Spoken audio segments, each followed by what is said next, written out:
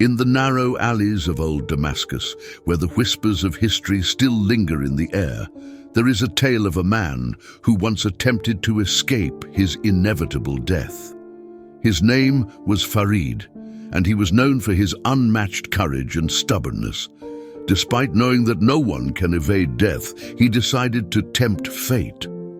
Farid had heard of a mysterious old woman known as the Guardian of Death, who was said to be able to prolong people's lives through a peculiar ceremony. He set out to find her, following an old, sketchy map he had obtained from a source of dubious repute.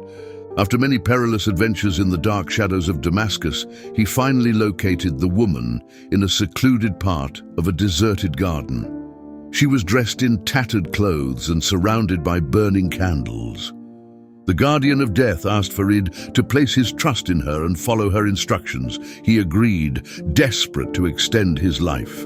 The strange ceremony lasted for hours. The Guardian of Death whispered incomprehensible words and used mysterious ingredients. When the ritual was finally complete, Farid felt strangely altered. He had a sense that he was now immortal, and his courage transformed into arrogance.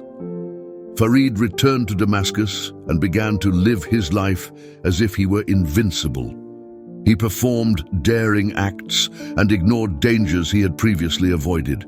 The people of the city were terrified by his overconfidence and began calling him the Immortal.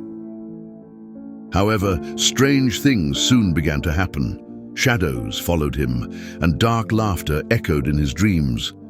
He started seeing shadowy figures that pursued him through the city's alleyways. Farid realized he had made a terrible mistake. He had tried to escape death, but instead he had drawn death closer to himself.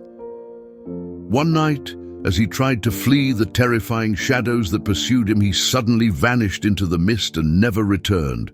The city claims that he disappeared into another dimension, where he must live with his fate for all eternity.